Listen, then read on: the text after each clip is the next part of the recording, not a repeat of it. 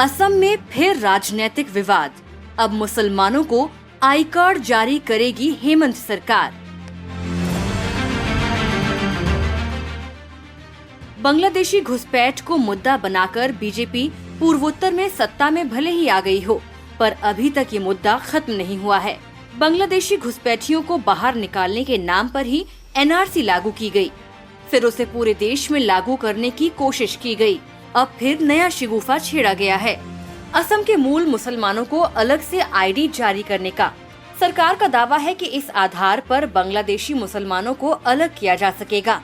असल में जब एनआरसी लागू की गई, उस वक्त भी बीजेपी का पूरा उद्देश्य हिंदू मुसलमान के आधार पर राजनीति करनी थी, पर मामला उल्टा पड़ गया। जो 19 लाख लोग अंतिम सूची से बाहर निकाले गए हैं, उसमें बड़ी संख्या में हिंदू हैं। हाल ये है कि 31 अगस्त 2019 को प्रकाशित राष्ट्रीय नागरिकता रजिस्टर यानी एनआरसी की सूची जारी की थी, पर राष्ट्रीय जनसंख्या महापंजीयक ने इसे अभी अधिसूचित नहीं किया है। इस सूची को लेकर तमाम विवाद हुआ। दूसरी तरफ अभी तक इस मामले का निराकरण न होने के कारण उन लोगों को अभी तक किसी तरह की संवैधानिक अधिकार भी नहीं मिल पा रहे हैं जो इस सूची में शामिल हैं। हालांकि इस बात की संभावना भी व्यक्त की जा रही थी कि सरकार जिस नागरिकता संशोधन कानून को लेकर आई थी, उसके तहत उन हिंदुओं को नागरिकता दे दी जाएगी जिनकी नागरिकता खत्म हो गई है। पर देश भर में हुए विवाद और असम में इसके व्यापक विरोध के कारण बीजेपी ये काम भी नहीं कर पाई। अब एक नया खेल शुरू हुआ है, स्थानीय मुसलमानों को नागरिकता देने का। हालांकि इस योजना पर चुनाव से पहले ही काम शुरू कर दिया गया था, जिससे उनका वोट लिया जा सकता है, पर अब इसे मूर्त रूप दिया जा रहा है।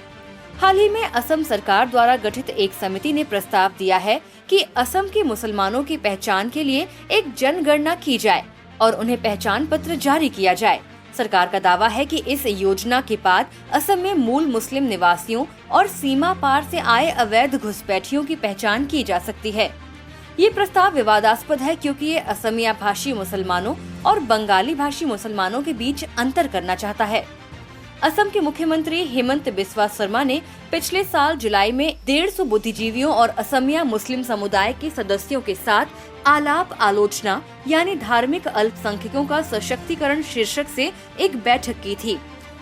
इसमें असम के मुस्लिम समुदाय से संबंधित कई मामलों पर चर्चा की गई, जिसमें मुस्लिम आबादी की वृद्धि को नियंत्रित करने के लिए 2 बच्चे की नीति और स्वदेशी मुसलमानों और कथित तौर पर बांग्लादेश से अवैध रूप से राज्य में प्रवेश करने वालों के बीच अंतर कैसे किया जाए, इस पर चर्चा की गई। इस बैठक में समुदाय के सामने आने वाली विभिन्न चुनौतियों का समाधान करने के लिए एक रोड मैप तैयार करने के लिए 8 उप समितियां बनाने का निर्णय लिया गया।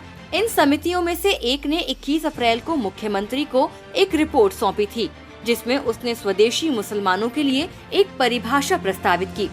सीएम शर्मा ने स्वदेशी या असमिया मुस्लिम की परिभाषा को सामने रखा जाना स्वीकार कर लिया है। उसी समिति ने ये भी सिफारिश की थी कि ऐसे स्वदेशी मुसलमानों की पहचान और दस्तावेज के लिए एक जनगणना की जाए और फिर उन्हें पहचान पत्र या प्रमाण पत्र जारी किया जाए।